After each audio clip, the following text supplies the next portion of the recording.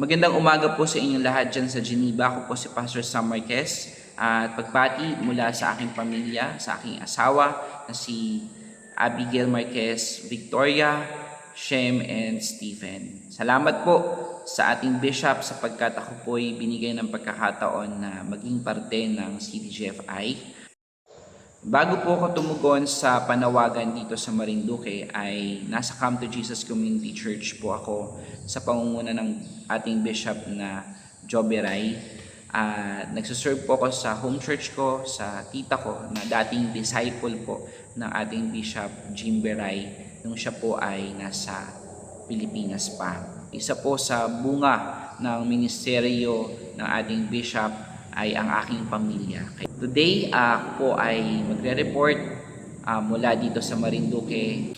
Isang taon na po ang lumipas at nang ako'y tumugon sa panawagan dito sa gawain natin. And before I accept the call, ako at ang aking asawa ay sobrang busy sa pagtupad ng aming mga pangarap sa buhay. Dati po ako ay nag-pioneer ng church sa Pangasinan nung ako'y binata pa. Pero nung ako'y nag-asawa na, bumalik po ako sa Manila upang tugunan ang pangangailangan ng aking pamilya. Kaya po nagnegosyo ako at presently, bago po ako pumunta ng Marinduque ay meron po kaming business mag-asawa.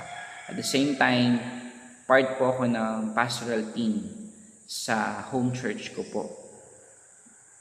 At nagkaroon po ng malaking pagbabago simula nang ako ay tawagan ni Bishop upang tumugon sa isang napakalaking hamon na magpastor po dito sa Marinduque. Very challenging po yung sitwasyon sapagkat kailangan ko pong iwan ng lahat, makapagsimula po uli ng bagong buhay dito sa Marinduque. But despite of big transition, ang Diyos ang gumawa ng hakbang at unti-unting isinara ng Diyos ang mga oportunidad sa amin. Sa negosyo, ang asawa ko po last year ay nagtatrabaho po kay Brother Eddie Villanueva sa Zoe TV bilang anchor and coordinator ng foundation. Napakalaking challenge po, hamon, sapagkat kailangan po namin iwan ang lahat ng iyon upang makatugon sa panawagan dito sa Marinduque. Hindi ko po alam kung anong magiging buhay namin dito sa Marinduque at napakarami po naming liabilities sapagkat yung kami nagbubukas ng negosyo ay kailangan po naming manghiram at kumuha po ng investment sa tao. At hindi po biro na basta-basta lamang po namin na iwan sapagkat at stake po ang aming testimony. Pero nagkaroon ako ng peace of mind sa aking desisyon at sa tulong din ng aking asawa ay naging madali yung aming pagtugon. Sa loob ng isang taon, madaming ginawa ang Diyos sa buhay namin at sa ministeryo.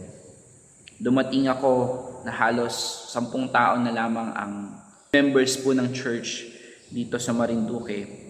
At sa habag at biyaya ng Panginoon na nagpasimula tayo ay bumalik ang sigla at sa ngayon po ay umaabot na tayo ng 50 to 60 regular attendees and 20 ministerial volunteers.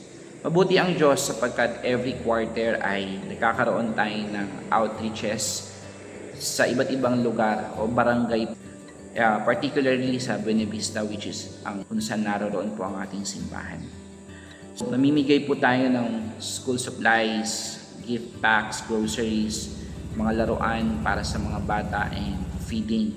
At nangyari po yan sa loob ng 4 consecutive quarter since July 2023 hanggang ngayon po June 2024.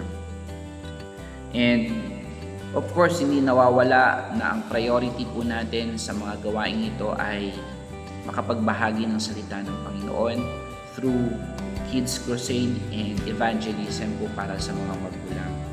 At salamat po sa Panginoon sapagkat talagang marami po ang naging bunga ng ating mga programa sa labas ng simbahan.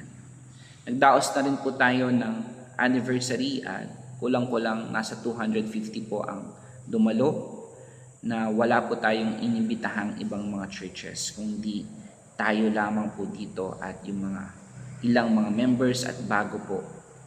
Ito po ay pinangunahan ni Bishop Jim. Sa April din po ay nakapagpaglaan tayo ng 2 bangka na worth 80,000 para maging livelihood ng ilang mga members po natin na mangingisda. Nakapagsimula rin po tayo ng hollow blocks business para sa livelihood po ng ating mga kapatiran, especially ng mga kabataan na walang trabaho po dito. Meron din po tayong 2 estudyante na napag-aral sa pamamagitan po ng The Project Art Group, ay yung NGO na tinayo po namin mag-asawa upang maging kabahagi po ng gawain po natin dito sa Marinduque. So hangad po natin na madagdagan po yung mga scholars natin na mapag-aaral dito sa ating simbahan. And lastly, nagkaroon po kami ng pagpapalang mag-asawa. At ito po ay nilaan namin sa pagpapatayo ng mission house na dati pong pastoral house na ngayon po ay binakbak po at nagpatayo po tayo uli ng bago. At tinawag po namin itong mission house sapagkat hindi po ito sa amin, hindi po ito sa pastor, kundi bukas po ito para po sa lahat ng mga magbimisyon dito po sa Marinduque. And halos nasa 200,000 piso na po yung nagastos natin at ito po ay pansamantalang nahinto sapagkat kinapos na po tayo sa budget. Pero buo na po yung structural ng ating mission house.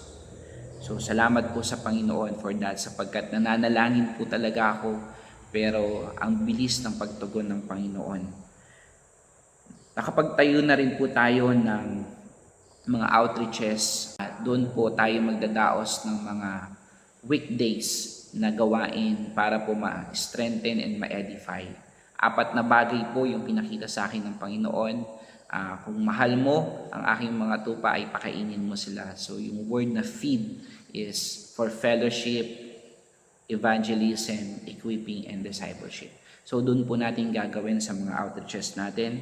So for the meantime, meron po tayo sa Sitio Pag-asa, sa Sitio Gala-Gala. And aside from that, nung last June lang po ay nagkaroon tayo ng medical mission, libreng tuli, bunot ng ngipin, pagpapasalamin sa mga malabo ang mga mata, at libreng gamot. Ito po ay bunga ng partnership namin ng aking bayaw at mga missionary doctors po na kinausap natin upang maging kabahagi po dito. At almost 300 po yung ating nabigyan ng serbisyo at karamihan po dito ay hindi natin member sa church at talagang napakalaki po ng naging impact po nito para po sa ating simbahan at upang maitaas din ang pangalan ng Panginoong Yesus. Sa taong ito ay to rebuild our church. Talagang lubusan pong ma-restore po natin yung dating sigla, spiritually and physically, ay mapaayos po natin unti-unti ang mga nasira sa ating simbahan. Particularly yung kisame po natin at inihahanda po natin ito in case na meron pong bagyo na dumating ay matakpan na po natin yung nasirang kisame. Yung mga bakod ng simbahan at mapailawan po yung ating simbahan. At of course, yung mission house ay may pagpatuloy po upang matirahan na po namin pamilya pansamantala. Sapagkat this year, kailangan ko pong ilipat yung 2 kong anak para po magpatuloy dito ng pag-aaral. At ko rin po na makumpleto yung ating sound system para po makapag-outreach kami, makapag-crusade kami outside. And madagdagan po yung ating mga instruments. Kasabay po nito ay nagpapatuloy din po ang Gaspar Church natin sa pangunguna ni Pastora Nancy. Talagang napakalaking bagay po na Pastora Nancy sa gawain po dito sapagkat siya po ang katuwang ko sa lahat ng bagay at siya rin po ang naiiwan dito sa church kapag ako po ay kailangan lumuwas sa Manila.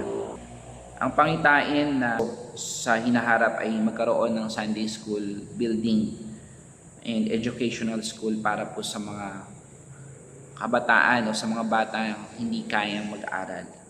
Bukod po doon yung ministerial school para po sa mga training ng susunod nating mga leaders sa church, kasi naniniwala po ko na mag-expand po ang gawain ng Come to Jesus sa iba't ibang lugar po, at kailangan po natin mag-train ng maraming leaders, missionary, pastor sa pagdating po ng panahon. Ang goal ko po at least ay magkaroon po ng 500 attendees with 2 services po sa ating simbahan this year. Wala pong imposible sa Panginoon. Meron pong vision na binigay sa akin ng Panginoon kung paano po gagawin ang bagay na ito. Napakaraming tagumpay sa paglilingkod sa Panginoon, napakaraming challenges din, at hindi po nawawala ito sapagkat ako at ang aking asawa ay talagang umaasa sa biyaya ng Panginoon sa ngayon, sapagkat nahinto po lahat nga ng aming kabuhayan, aming negosyo, at even po yung trabaho. So talaga pong wala kaming inaasahan sa ngayon, pero salamat sa Panginoon sapagkat nagpapatuloy ang lahat, nasusustain po ang gawain, nasusustain po ang mga pangangailangan po namin sa pamilya, pero merong mga hindi inaasahan na pangangailangan na minsan talagang mapapaluhod ka na lang at mapapaiyak sa Panginoon. Pero tumutugon po ang Diyos sa lahat ng aming panalangin, at hindi naging madali ang buhay sa akin dito sapagkat in and out po ako. Every month lumuluwas pa rin po ako sa Manila sapagkat nandoon po ang aking pamilya pa rin, at sila rin naman ay lumuluwas dito. So challenging po kasi nagmomotor lang po ako papunta sa Manila dahil hindi ko pa pwedeng gamitin yung sasakyan ko dahil napaka-expensive ng pamasahe, gasolina, bayad sa barko. Maliban na lamang po ay talagang kailangan at meron pong mga gamit na kailangan po akong i-transport. Pero mayaman po ang biyaya ng Diyos sa amin, at sa loob po ng 1 taon, na-sustain po ang gawain, na-sustain po ang aking pamilya, nakapagpa-ayos tayo ng mission house, at napakaraming bagay ang ginawa ng Panginoon. At ito po ay masasabi ko na mayamang biyaya ng Diyos na hindi ko po nararanasan dati nung ako po ay nagninegosyo at nung kami po ay nagtatrabaho pa.